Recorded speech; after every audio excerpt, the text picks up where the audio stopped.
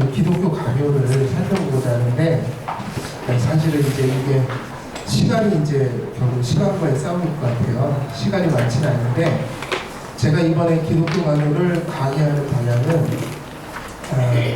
사실 기독교 강요는 이렇게 배경이나 뭐 저작 배경, 또 칼빈에 대한 그 시대적 배경, 이런 부분은 사실 학교에 가면 거의 그런 식의 강의가 다 많이 이루어지고 있고, 또 기독교 강요에 대한 강의들이 거의 다 그런 식으로 이루어지기 때문에 사실 그런 배경적인 것보다는 내용 자체를 좀 봤으면 하겠다. 그리고 내용 자체를 보는 것이 참 중요할 것 같고요.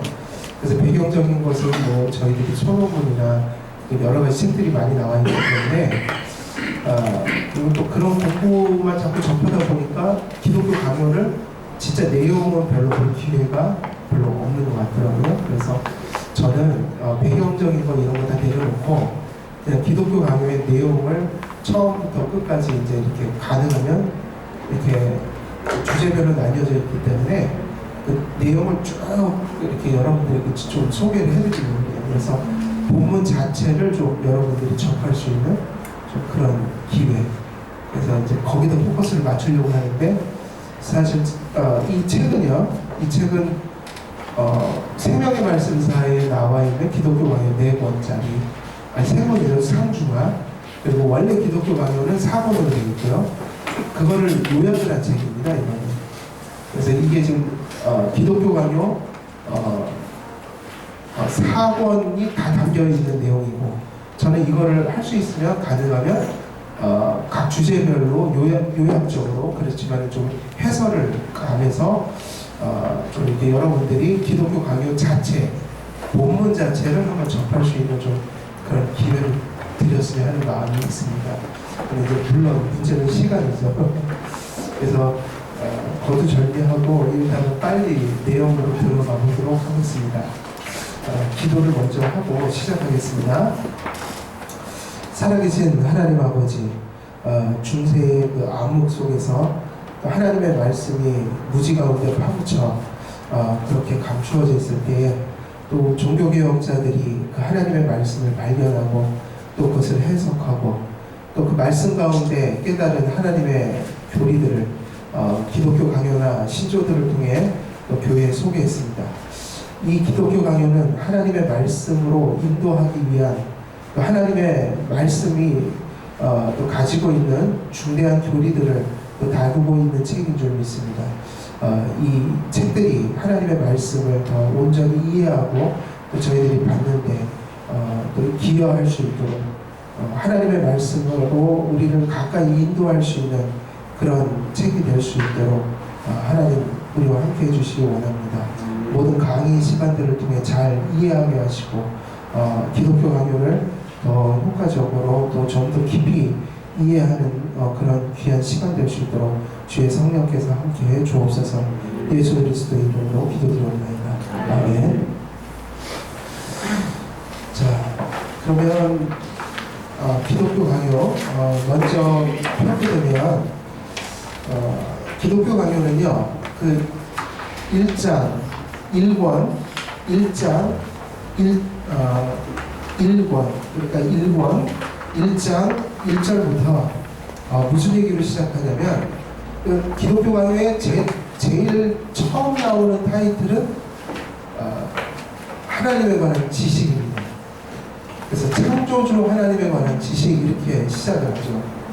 그래서 이 지금 우리가 다루고 있는 이 부분은 사실 되게 중요한 이유가 무엇이냐면 이것이 일종의 신학적 서론에 해당하는 부분이에요. 우리가 서론이 사실은 가장 중요하거든요. 모든 것을 결정짓습니다. 그래서 논문을 써도 사실 서론은 맨 마지막에 쓰거든요. 사실 모든 것이 다 섭렵됐을 때 서론을 다룹니다. 서론의 의미는 뭐냐면 사실은 결국 결론도 그 안에 들어있고 그런 어떤 연구를 하는 동기도 들어있고 그리고 자기가 이야기하는 것들이 어떤 근거와 방법으로 논의되는지, 그러니까 어떻게 보면 그 학문의 전제를 다루고 있는 게 전제적인 부분들, 이것이 서론이거든요. 근데 칼빈이 하나님에 관한 지식이라는 말로 이렇게 시작을 해요. 창조주 하나님에 관한 지식. 왜 지식이라는 말이 중요할까요? 왜 지식이라는 말로 시작할까요? 칼빈은 좀 생각을 좀 해보면 좋겠어요. 왜 지식이라는 말을 쓸까요? 지식이란 말을 쓴 이유는요, 여기서 지식은 계시를 강조하는 거예요. 계시. 그러니까 사변적 지식이 아니라 기독교는 계시로부터 시작한다. 계시를 주시는 이유가 뭐죠? 하나님을 알게 하시기 위한 거죠. 우리가 구원을 받는 일이 하나님을 아는 일로부터 시작이 돼요. 어떻게 하느냐 몹시 중요하죠. 하나님에 대한 지식. 지식은 여기서 말하는 지식은 사변적 지식이 아닙니다. 사변적 지식이 아니라 일반 학문적 지식이 아니라 상당히 인격적이고 실존적이고, 그러니까 우리가 안다고 할 때 관계적이나 인격적이나 실존적이나 이런 걸 다 포괄할 거예요. 그러니까 단지 무슨 대상을 이해한다는 의미가 아니라 우리가 보통 관계로서 아는 암, 그게 사실은 제일 중요한 내용이에요. 근데 우리가 하나님과의 관계를 맺을 때, 하나님이 우리를 관계해 주실 때, 우리가 하나님을 믿음, 관계적인 의미에서 그분을 이렇게 대할 때 반드시 필요한 게 뭐냐면 계시라는 거예요. 그래서 사실은 이 선언에 있어서 결론부터 말하면 뭐를 얘기하려고 칼빈은 이 기독교 강요를 지식이라는 말로 시작하는 것인가? 사실 뭐를 강조하기 위한 것일까요? 성경이에요. 성경. 성경이 뭐죠? 하나님 말씀이죠. 예. 말씀이고 계시죠. 근데 성경이라는 말을 굳이 또 써야 하는 이유는 성경만이 계시가 아니기 때문에, 성경 외에도 계시가 있죠. 일반 계시, 특별 계시. 그건 이제 말씀드리겠지만, 근데 궁극적으로는 성경을 얘기하는데, 이제 이 성경이 얼마나 중요한가. 자, 우리 한국교회로 다시 돌아와서, 한국교회에서 기독교는 바로 무엇을 잃어버리냐면 성경을 잃어버렸다. 예. 믿음이 몹시 좋은 것 같고 또 열심도 많지만 모든 것이 다 기독교 신앙은 아닌 거예요. 근데 우리가 진정한 신앙을 갖기 위해서는 어디로부터 시작해야 되냐면 성경으로 시작해야 된다. 성경은 객관적인 걸까요? 주관적인 걸까요?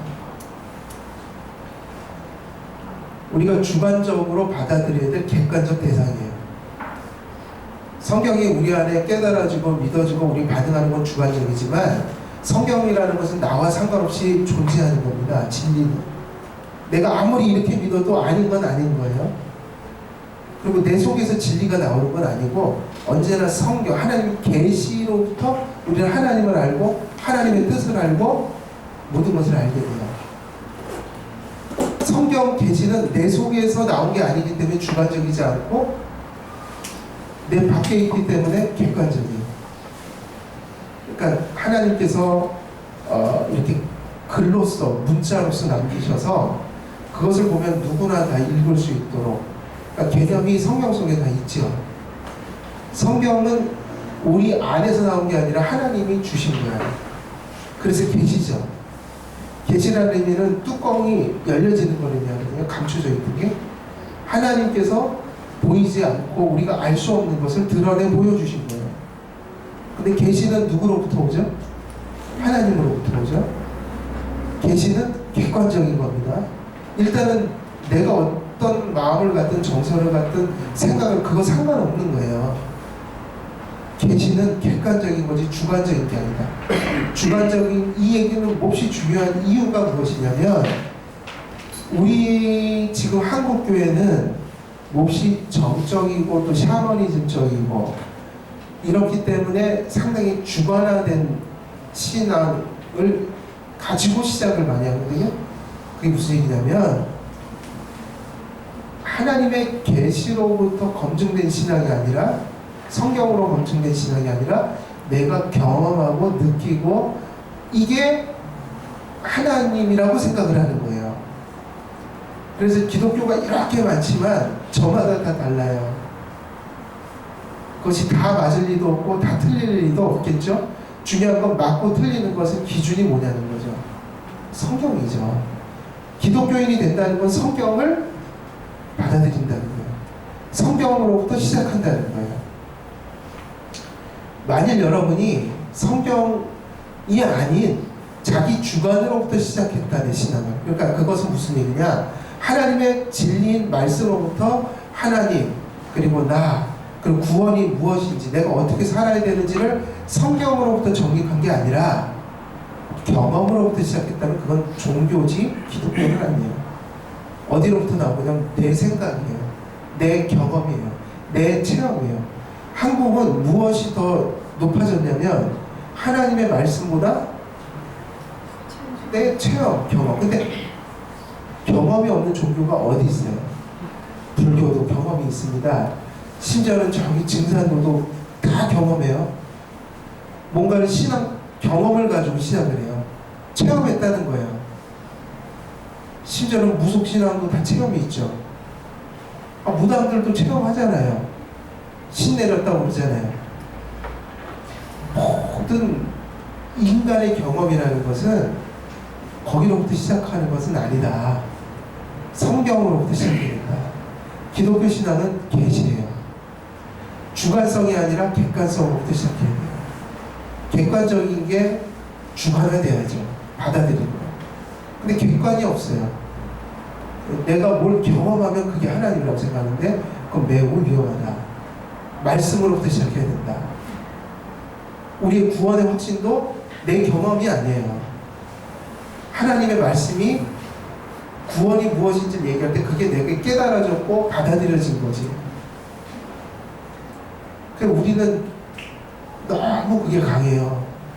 이게 내 생각인지 내 체험인지 아니면 종교성인지 아니면 하나님의 말씀부터 기독교 신앙인지 구분하기가 몹시 힘들다. 주관화돼 있어요. 주관화. 그래서 이게 되게 중요합니다. 그래서 성경은 얼마나 중요하냐면 사실은 신앙의 지식은 수없이 많은 걸 다루죠. 하나님도 다루고 인간도 다루고 죄도 다루고 뭐 천사도 다루고 교회도 다루고 되게 많죠. 주제가. 근데 기독교 신앙은 성경으로부터 시작됐다고 했잖아요. 하나님의 계시로부터 시작됐다. 그러면 사실은 이거 하나가 무너지면 다 끝나는 거예요. 이거 하나가 달라지면 다 달라지는 거예요. 뭐가 달라지면요? 성경에 대한 믿음이 허물어지거나 회의에 빠지면 다 의미가 없어져요. 왜 그럴까요? 자기가 가진 하나님의 지식은 다 어디로부터 온 거예요? 내가 하나님이 누구지? 성경에 쓰여진 하나님을 믿는 거거든요. 구원이 뭐지? 예수님이 십자가에 못 박혀 우리의 죄값을 치르셨다. 속죄. 그럼 그것도 어디로부터 여러분 받은 거예요? 성경에 쓰여 있는 대로. 근데 성경이 안 믿어지기 시작하면 나머지 다 의미가 있을까요? 없을까요? 다 허물어지는 거예요. 그래서 성경관이 몹시 중요해요. 성경관이 다르면 이단이 생기고, 우리가 때로는 서로 다르다고 하는 것은 성경을 서로 다르게 해석하기 때문에. 다시 말하면 성경은 우리 신앙의 기초고 전제입니다. 그래서 에베소서에 보면 교회를 사도들과 선지자들의 터 위에 세웠다. 사도들과 선지자들은 누구죠? 계시를 기록한 자들이잖아요. 성경 위에 세워졌다 그래요. 성경이 무너지면 다 무너지죠. 우리의 신앙은 성경으로부터 시작해야 된다. 오니 스크립처. 그래서 종교개혁자들이 오직 성경 그랬죠. 그러니까 하나님도 의미가 없어져요. 성경이 달라지면. 성경이 안 믿어지면 하나님도 버리는 겁니다. 우리는 지금 하나님을 다이렉트하게 보는 게 아니잖아요. 무엇을 통해서만? 성경이에요, 다. 그래서 성경은 부분이 아니라 사실은 기초예요.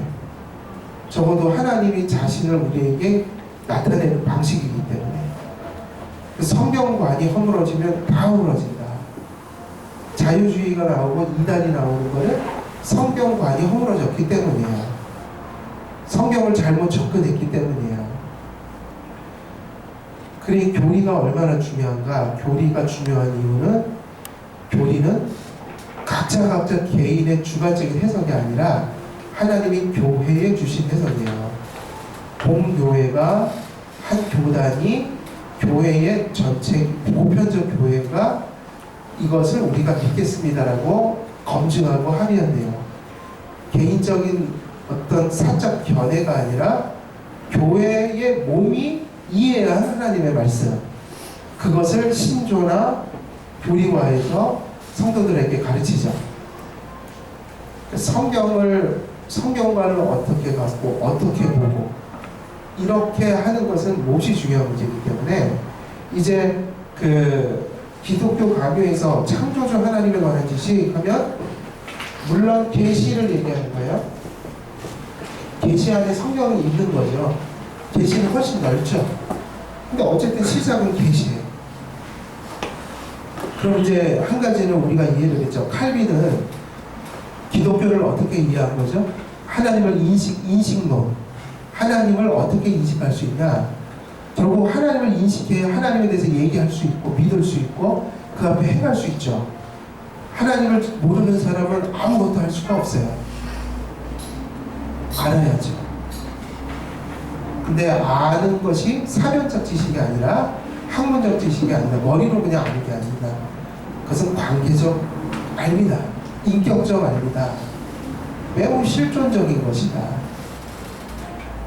그렇다면 하나님에 관한 지식을 이야기한다는 것은 하나님에 대한 뭐를 강조하는 거죠? 계시죠. 계시입니다. 그러니까 결국은 계시 외에는 하나님을 알 길이 없다. 이해됐어요? 하나님에 관한 지식.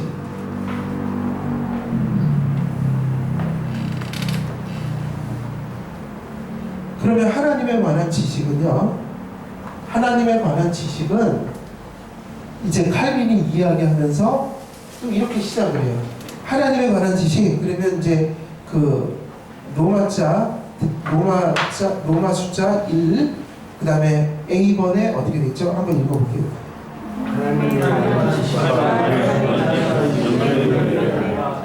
이게 칼빈이 가르쳐준 사상 중에 몹시 중요한 사상이에요.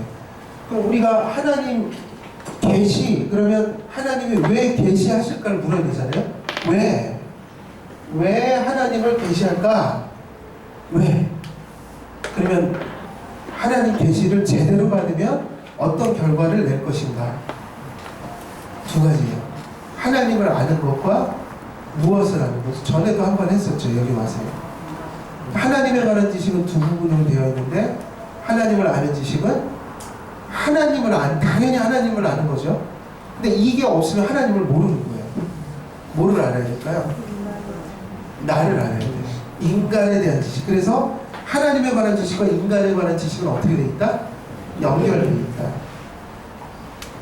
계시는 왜 하죠? 누구한테 하는 거죠? 하나님이 누구에게 하는 거예요? 인간에게 하죠. 그러면 인간에게 뭘 주기 위해서 하는 것이란 말이에요.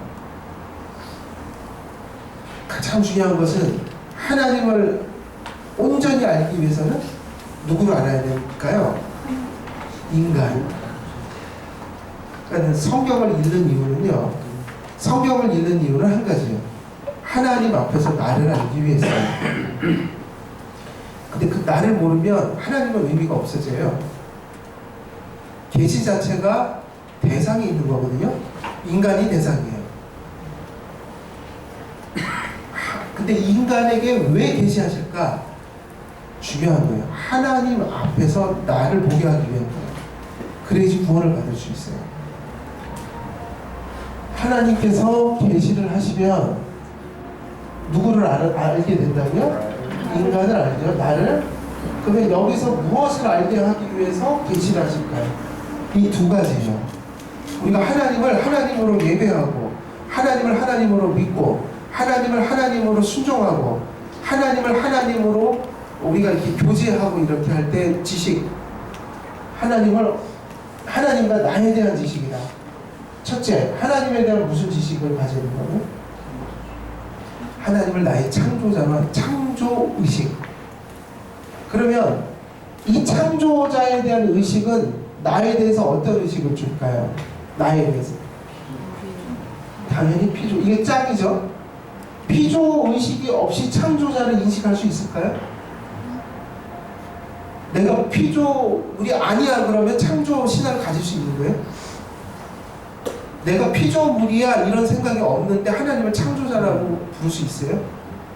없죠. 하나님을 창조자로 아는 것만큼이나 뭐가 필요해요?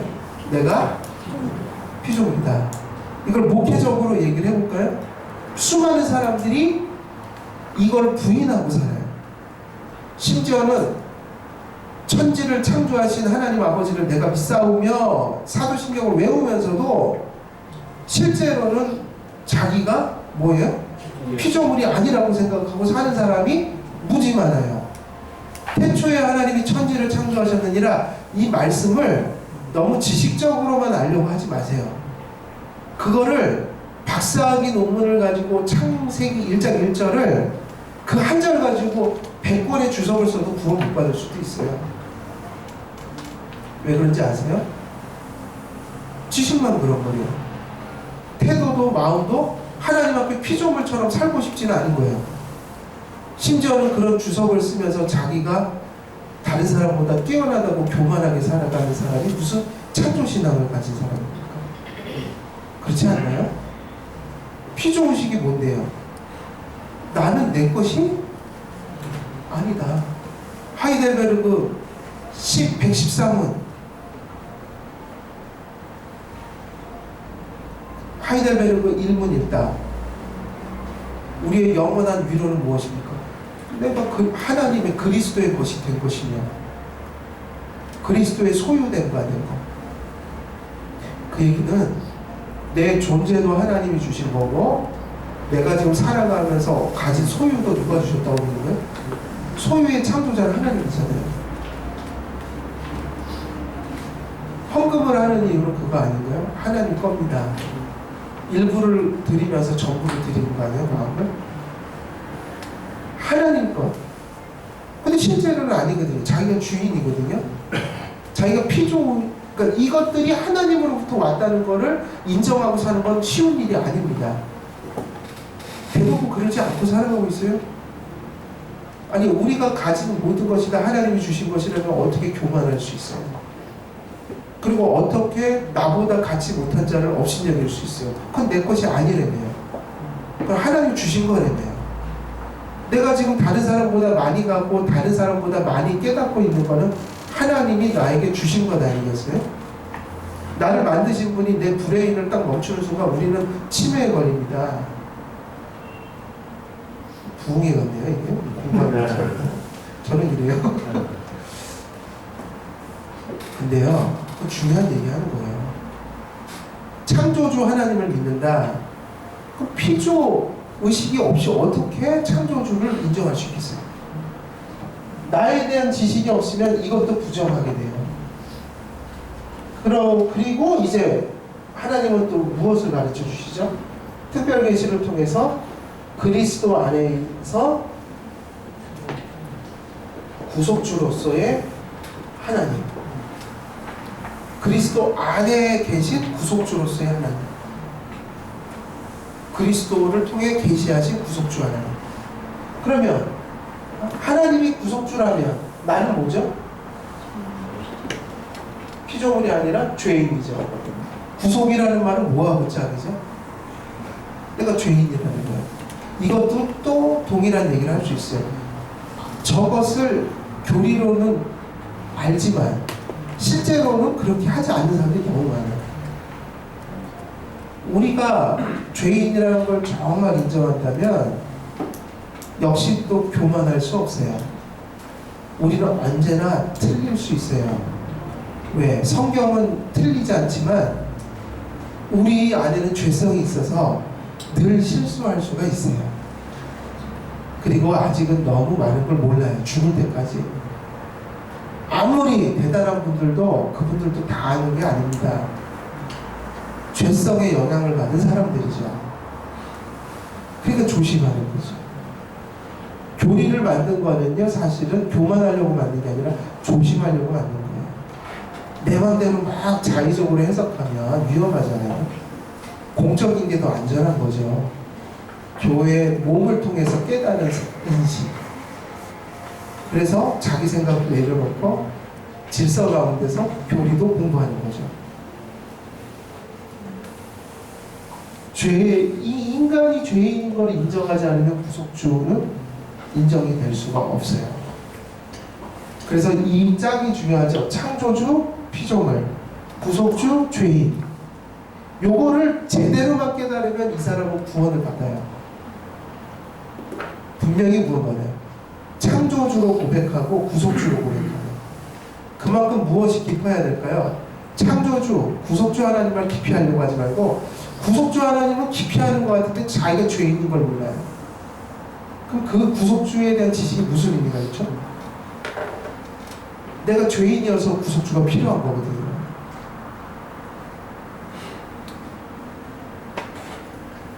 근데 요즘에는 이건 좀 이런 게 많아요. 헷갈려요. 너무 많아요. 그래서 구속주는 이제 사실은 창조, 그리고 후에 타락, 그 다음에 이제 칼빈은 구속주를 얘기하죠. 뒤에서 속죄를 얘기하면서 그리스도 안에 구속주, 그분의 필요성. 근데 어쨌든 기독교 강요 전체는 누구를 가르치기 위한 걸까요? 그러면 성경이 그렇다면 기독교 강요도 결국은 무엇을 가르치기 위한 책으로 볼 수 있어요? 하나님과 나를 알기 위한 거다. 성경은 그걸 가르친다. 그러니까 성경 읽고 잘 봤다 하면 뭘 본 거예요? 하나님 앞에서 나를 본 거야. 그게 하나님 성경을 잘 보신 거예요. 그래서 창조주 앞에 나를 피조물로 알고, 나는 내가 주인이 아니라 나는 하나님으로부터 와서 하나님께 가는 존재. 근데 내가 죄를 지었다. 살 길이 없다. 에베소서에 말한 대로 허물과 죄로 너희는 죽었다. 죽었었다. 그리스도가 살리셨다. 그리스도 하나님 앞에서 죄인임을 깨닫고 그리스도를 절실히 필요로 하는 존재가 된 거예요. 아무런 성경의 복음 핵심, 창조주, 구속주이신 하나님, 피조물이면서 죄인인 나. 성경은 수없이 많은 얘기를 하지만 본질은 여기 있어요. 그러니까 새로운 걸 알려고 하시지 마시고 이걸 깊이 알려고 하세요. 그리고 그것이 지식으로 나오면 안 되고 하나님 앞에 인격적인 그것으로 가야 한다. 근데 그거를 할 수 있도록 해주시는 성령밖에 없으죠. 성령이 임해야 단지 지식이 아니라 그거는 나의 경험이 되죠. 하나님 말씀을 경험했다. 근데 다른 걸 경험하지 말고 성경과 교리를 경험해야죠. 이해되시네. 우리 한국 사람들은 자기 세계를 경험하려고, 성경을 경험하려고 하지 않고 뭐를 경험하려고 해요? 이상한 거, 의사, 뭐 이상한 입신, 근데 그런 거는 경험 안 하셔도 돼요. 교리를 경험해야 돼요. 교리. 존 버년의 철로역정은 존 버년이 교리를 경험한 것을 사실 써놓은 거예요. 교리는 사변적 지식을 얘기하고 있지 않아요. 그래서 계시가 중요하다. 계시는 하나님과 인간. 그러면 이제 이것이 어떻게 보면 상당히 이제 중요한 얘기를 다 한 건데, 그럼 이제 여기서 성경으로 나아가야 되는데, 일단은 그 로마자 2번, 그래서 1-2강이라고 되어 있는 부분을 넘어가면요. 자, 일단 계시는 성경보다 넓은 거기 때문에 여러 가지를 다루어야 해요. 일단 사람이 타락하기 전에 하나님께서는 무슨 계시를 주셨을까요? 일반 계시죠. 그러니까 계시에는 이것이 있어요. 창조와 섭리와 그의 통치 안에서 나타나는 계시. 그러니까 만물을 통해서 보여주신 하나님.